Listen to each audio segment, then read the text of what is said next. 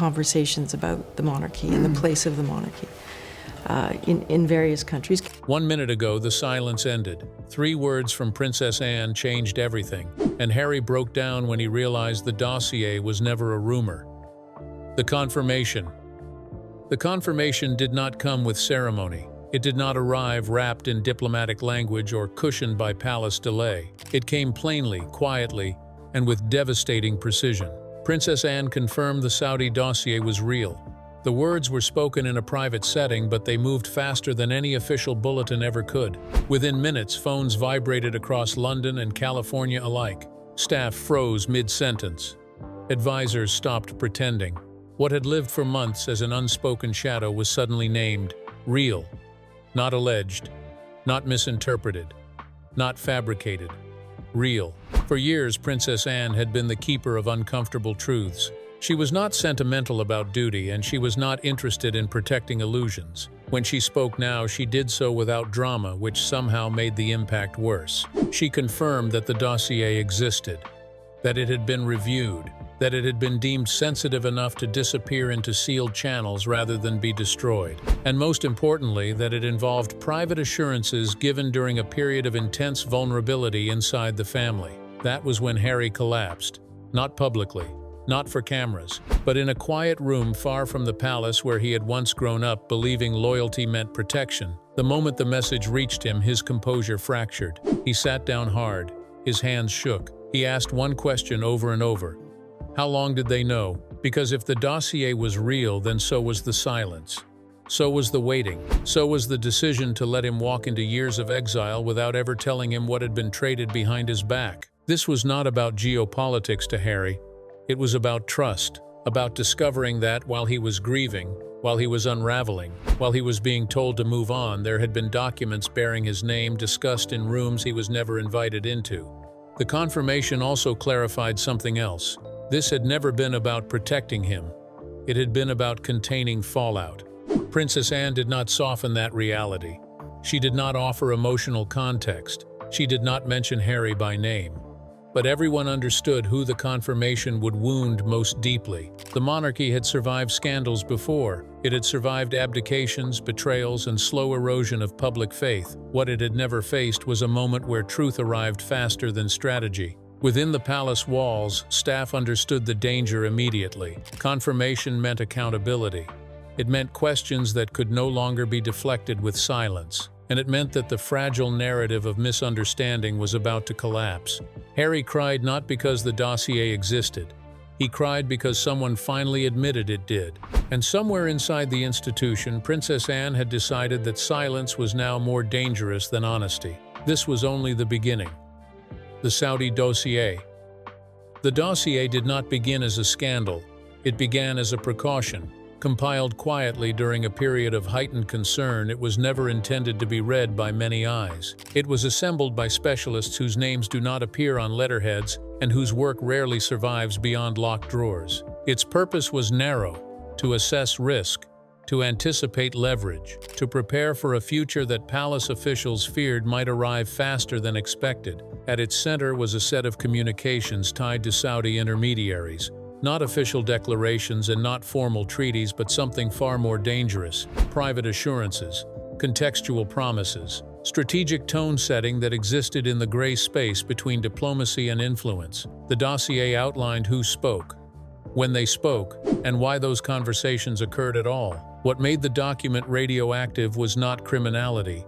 It was an implication. According to those who reviewed it, the dossier traced a timeline that overlapped with a fragile moment inside the family, a period marked by illness, grief, and succession anxiety. During that window, conversations were held with external partners who were seeking reassurance about continuity and access. The monarchy was vulnerable, and vulnerability invites opportunists. The dossier recorded that assurances were given that certain figures would remain institutionally protected regardless of personal turbulence. Names were referenced not as targets but as stabilizers, symbols of continuity that could be leaned on if internal fracture became public. One of those names was Harry. He was never present, he was never consulted, but his status, his image, and his perceived loyalty were discussed as assets. That was the line no one wanted crossed. Because the moment an individual becomes an asset rather than a person, the rules change. Privacy becomes negotiable, sacrifice becomes strategic, and silence becomes policy. The dossier also included risk projections. Analysts warned that if Harry continued to distance himself from the institution without understanding what had been promised on his behalf, the fallout could be severe. Not diplomatically, but morally. A prince discovering he had been used without consent would not quietly accept that truth. Those warnings were acknowledged and then sidelined. The decision was made to bury the dossier not because it was false, but because it was inconvenient. To acknowledge it would require admitting that during a moment of weakness, the family had allowed external reassurance to override internal transparency. Princess Anne was among the few who read it in full. She did not respond emotionally. She did not argue. She simply asked where it would be stored and who would retain access. That question told everyone in the room that she understood its weight immediately. The dossier was sealed under a classification reserved for materials that could destabilize relationships if disclosed. It was not destroyed because destruction implies guilt. It was preserved because preservation allows control. Over the following months, references to the dossier disappeared from briefings. Staff were rotated. Digital traces were scrubbed. Only a handful of senior figures remained aware of its contents, and even fewer acknowledged its existence openly. Harry sensed something long before he knew anything concrete.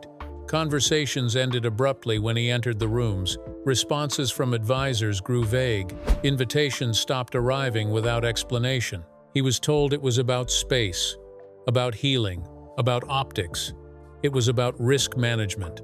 The dossier framed him not as a son or brother, but as a variable, one whose unpredictability could threaten carefully balanced external relationships if he acted without full knowledge of past assurances. That fear shaped every decision that followed. By the time Harry left the country, the dossier had already influenced strategy. Silence was maintained not to spare him pain, but to prevent questions. Questions lead to scrutiny. Scrutiny leads to exposure. Exposure leads to reckoning. Princess Anne watched this unfold with growing unease. She did not intervene immediately because she understood institutions move slowly and overcorrection can cause more damage than restraint. But she made one quiet decision that would matter later. She memorized it. Every name, every assurance, every moment where a line was crossed and then justified. When the confirmation came, it was not impulsive. It was the end of a long internal calculation. A recognition that the cost of secrecy had surpassed the cost of truth. The Saudi dossier was real, and for months its existence had shaped a narrative Harry was never allowed to see. That knowledge was now out, and the silence that had protected the institution was about to turn against it. The silent months. Silence is rarely empty. Inside the palace it became crowded. The months that followed the sealing of the dossier were marked not by calm but by careful omission. Meetings continued. Briefings were delivered. Public schedules moved forward as if nothing had shifted. Yet beneath the surface, every conversation carried an invisible boundary. Certain topics were no longer raised. Certain names were no longer spoken unless absolutely necessary. The absence itself became a language. Harry felt it first from a distance. Replies arrived slower. Calls were returned with apologies instead of warmth. When he asked direct questions, he received answers that sounded reasonable but never complete. It was always timing, always complexity, always something that could not be explained right now stretched into weeks. Behind the scenes, advisors debated how long silence could be sustained. Some argued that telling Harry would only inflame a situation already sensitive. Others warned that if he learned the truth from anyone else, the damage would be catastrophic. These warnings were acknowledged and then deferred. Deferral became the strategy. What no one said aloud was that the dossier had created a hierarchy of protection. External relationships were prioritized because they came with immediate consequence. Internal trust was postponed because it was assumed to be resilient enough to survive neglect. That assumption would prove costly.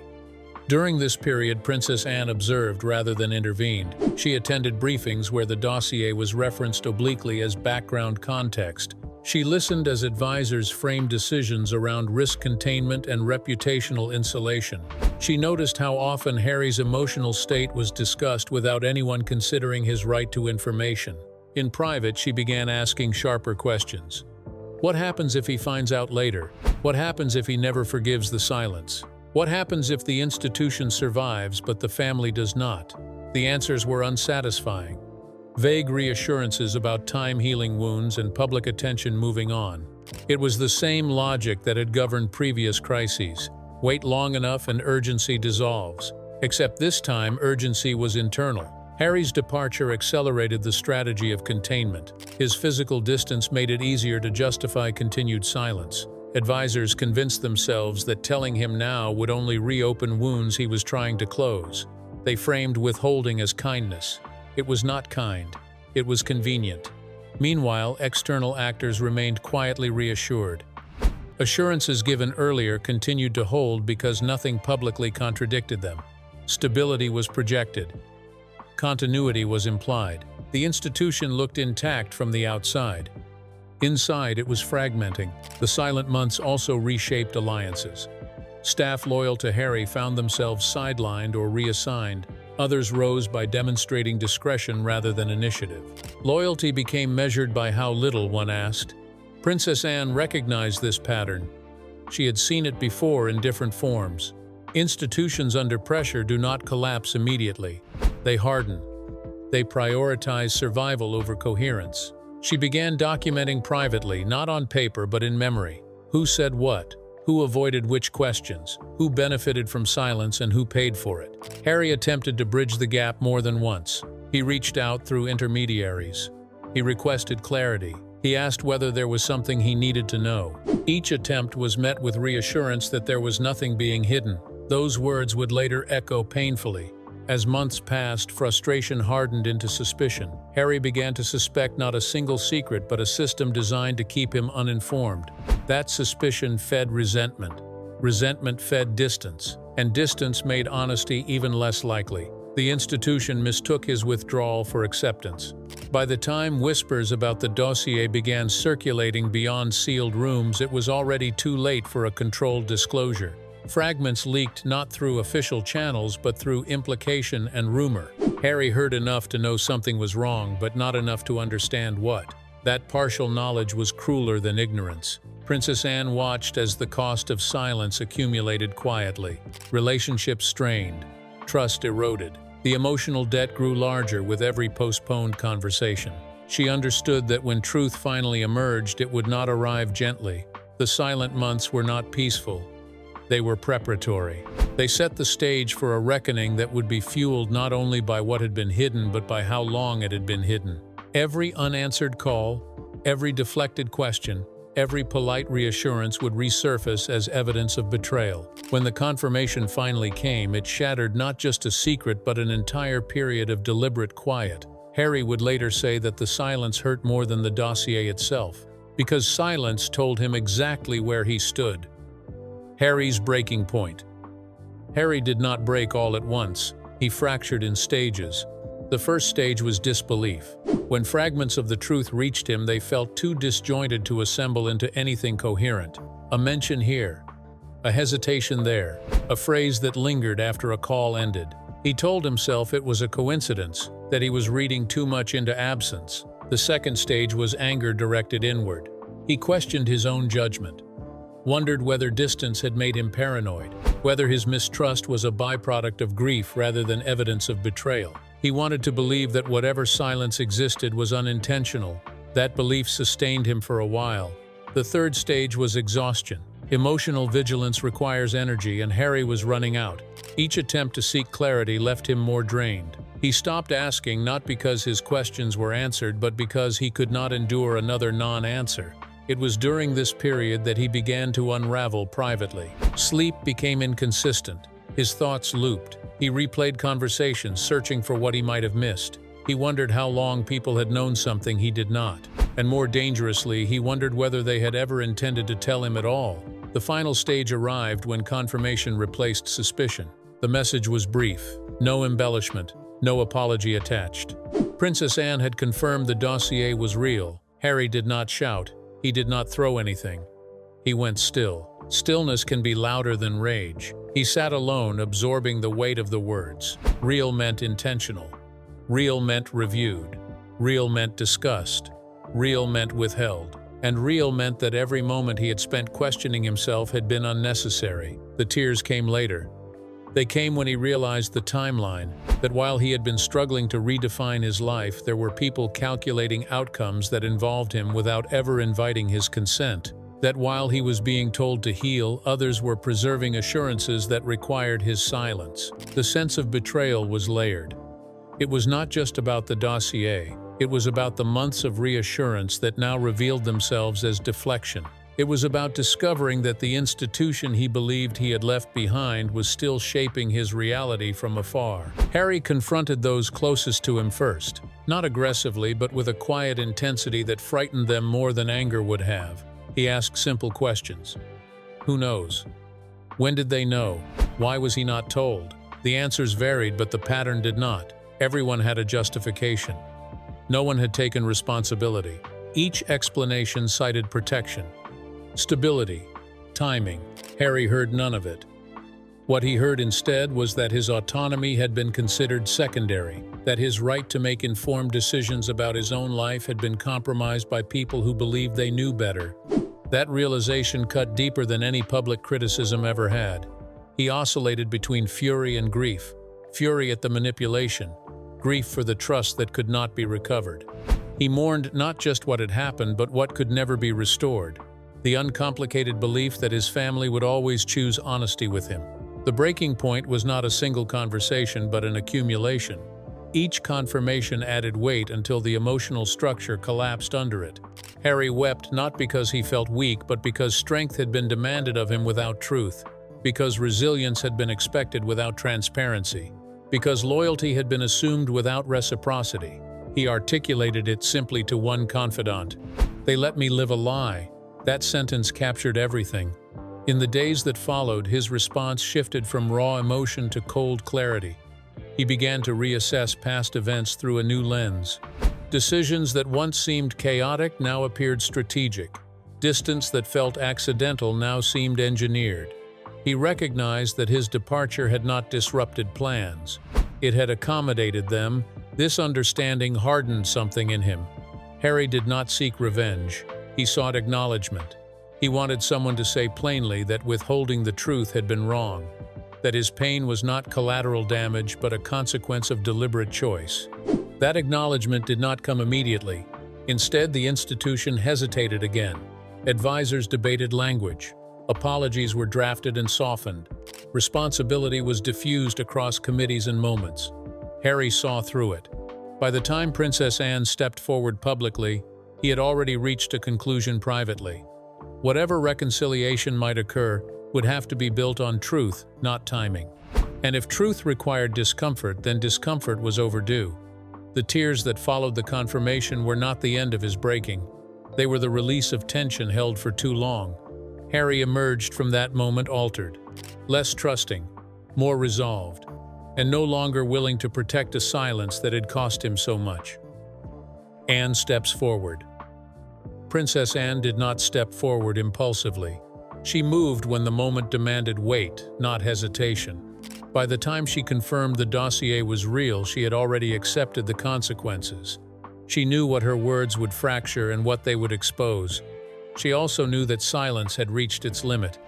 Institutions can absorb scandal. They cannot survive prolonged dishonesty without cost. Her decision was shaped by accumulation rather than outrage. Each deflection she witnessed, each softened briefing, each time responsibility dissolved into collective language. She understood that the machinery of avoidance had begun to harm the very structure it was meant to protect. Anne had spent decades watching the monarchy navigate the crisis. She had seen how secrets metastasize when left unspoken, how families fracture not from truth but from the delay of it. This situation was familiar and intolerable. When she spoke, she did not offer narrative. She offered confirmation. The dossier exists. Those words were surgical. They did not assign blame. They did not explain the motive. They did not offer comfort. They simply removed plausible deniability. That was intentional. Anne understood that explanation invites negotiation. Confirmation demands reckoning. Her role was not to soften the landing, but to end the fall through uncertainty. She believed that once reality was acknowledged, others would be forced to confront their choices honestly. Inside the palace, the reaction was immediate and unsettled. Some were stunned by the timing, others by precision. There was no room to reinterpret her words, no ambiguity to hide behind. The institution scrambled to recalibrate. Statements were delayed. Meetings were hastily convened. Advisors who had spent months managing silence now faced the task of addressing truth. It was unfamiliar territory. Anne did not participate in the immediate damage control. She had said what she intended to say. Her responsibility now was to remain steady rather than reactive. She refused to engage in speculation or justification. Privately, she reached out to Harry. The exchange was brief. There were no grand gestures, no attempt to repair years of erosion in a single conversation. She acknowledged his pain without qualifying it. She did not explain why silence had been chosen. She did not defend the institution. She said simply that he had deserved to know. That mattered. For Harry, it was the first unambiguous acknowledgement he had received, not an apology shaped by policy, not a reassurance framed as strategy, a clear recognition that withholding the truth had been wrong. It did not erase the damage, but it shifted something. Anne also understood that her confirmation would alter internal dynamics permanently. By naming the dossier, she had forced a reordering of authority. Secrets lose power once spoken. Control disperses. Some within the institution resented her for that. They believed timing could still have been managed. That controlled disclosure might have preserved more stability. Anne disagreed. She believed stability built on omission is fragile, and fragility eventually collapses. Her action reframed the crisis. It was no longer about rumor or interpretation. It was about accountability. Who authorized silence? Who decided Harry did not need to know? Who prioritized external reassurance over internal trust? Those questions could no longer be dismissed as hypothetical. Anne remained characteristically unmoved by backlash. She did not seek approval. She did not explain herself in public forums. Her authority came from consistency rather than persuasion. Those who knew her understood the gravity of her choice. She rarely intervened unless she believed the cost of inaction was greater than the cost of exposure. This was one of those moments. Her confirmation also sent a message beyond the palace. That truth would eventually surface regardless of containment strategies. That loyalty does not require complicity. And that silence is not neutral when it protects power at the expense of people. Harry recognized this immediately. He understood that Anne had not spoken for him alone. She had spoken for the integrity of the institution itself. The confirmation did not end the crisis. It redefined it. From that moment forward, the question was no longer whether the dossier existed. It was how the monarchy would live with the consequences of having hidden it. Anne had stepped forward not as a rebel but as a stabilizer of a different kind. She chose truth over timing, and in doing so she ensured that whatever came next would be grounded in reality rather than illusion. Princess Anne was fully aware that by confirming the dossier she had crossed an internal line that could not be uncrossed. What followed was not open confrontation but quiet resistance. Doors did not slam, voices were not raised. Instead, there was a subtle recalibration of access. Invitations delayed, briefings shortened, information filtered with new caution. Anne noticed immediately. She did not comment on it. She adjusted. Those who underestimated her resolve misunderstood her entirely. She had never required proximity to influence outcomes. Her authority did not come from visibility but from institutional memory. She remembered who had spoken in favor of silence and who had expressed doubt. She remembered the moments when hesitation was framed as wisdom and when courage was dismissed as risk. She also recognized fear when she saw it. Fear that the confirmation would invite further disclosures. Fear that Harry might speak with the clarity she had just demonstrated. Fear that once one truth emerges, others might follow. Anne neither confirmed nor denied those fears. Her stance was simple. Truth would surface at its own pace now. Control had already slipped. In private conversations, she resisted attempts to soften her position. When pressed on whether she regretted the timing, she responded that regret assumes a better alternative existed. In her view, there had not been one. Delay had only compounded harm. She was especially unmoved by arguments about optics. Optics had governed the silent months and had failed. Repeating the same logic with different language would not repair what had been broken. Harry sensed this steadiness even from a distance. It mattered to him that someone within the institution had acted without calculation of personal consequence. That someone had spoken without attaching conditions. It did not restore trust, but it created space. For the first time since the dossier entered sealed channels, the balance shifted. Silence no longer belonged solely to those in power. It became optional rather than enforced. Anne had not taken sides.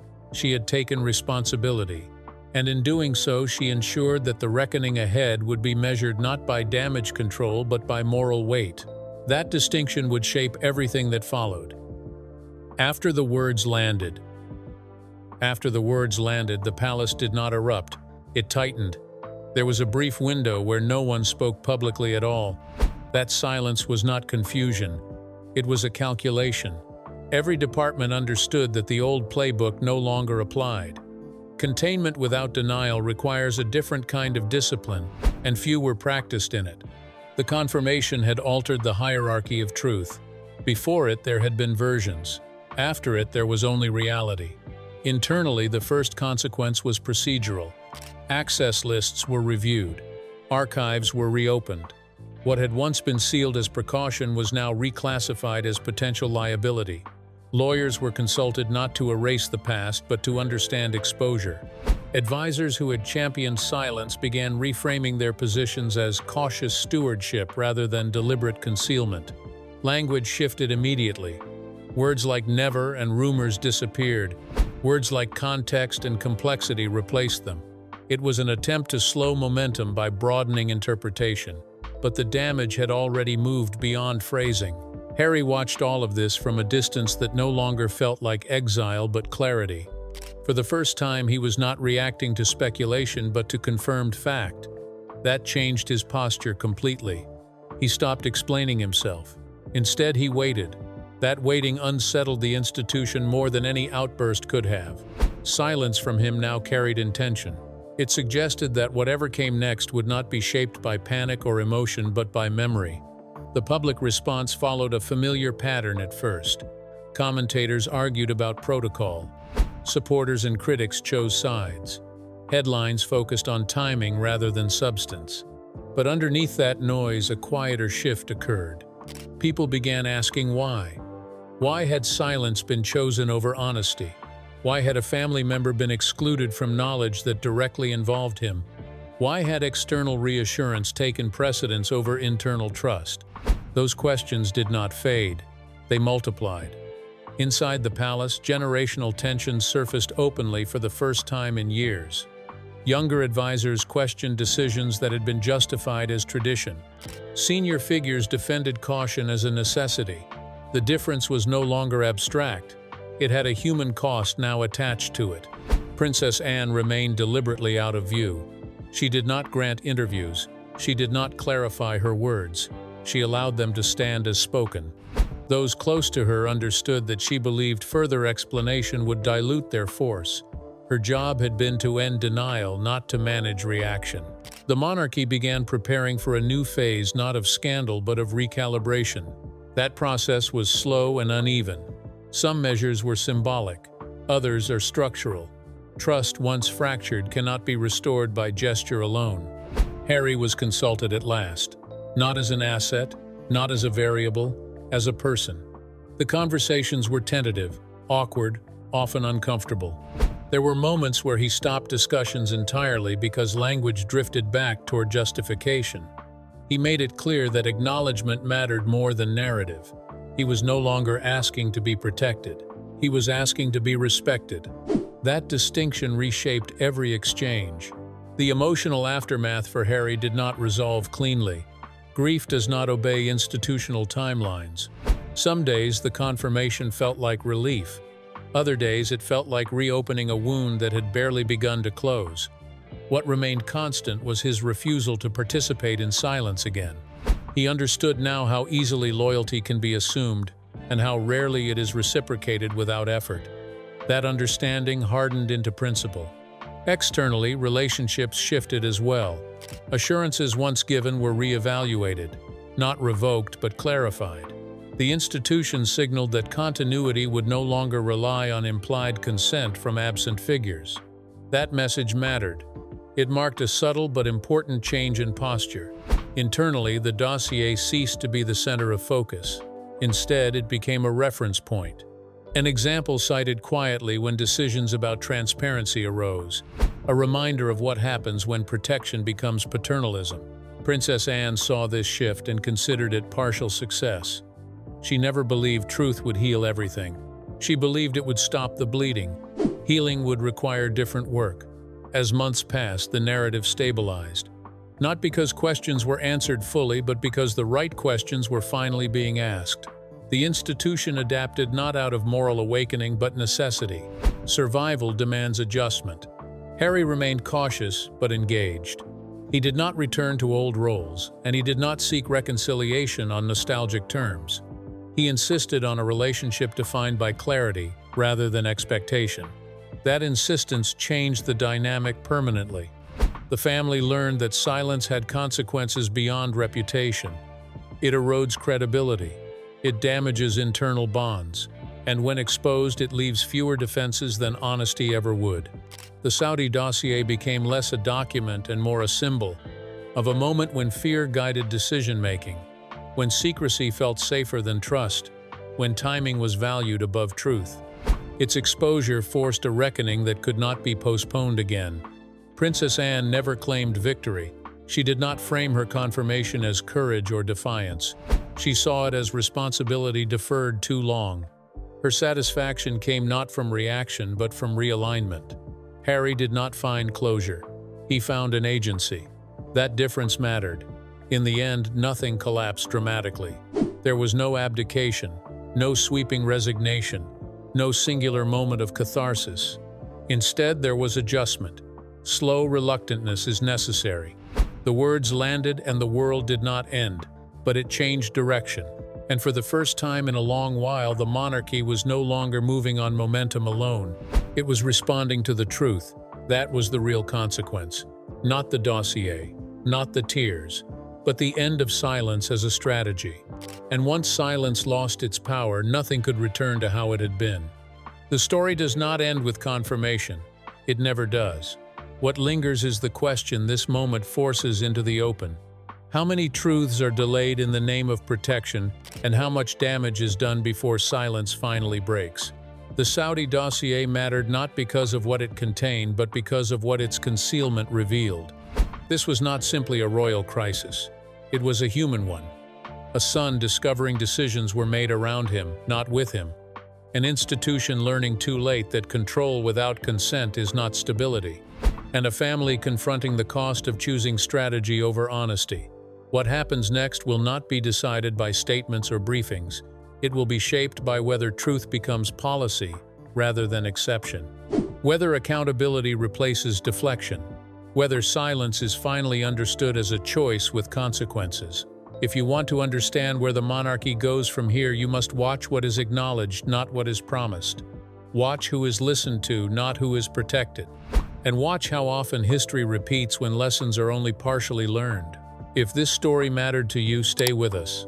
Subscribe for deeper investigations into the moments that change institutions from the inside. Share your thoughts in the comments because this conversation is far from over. And remember, silence only works until someone decides to speak.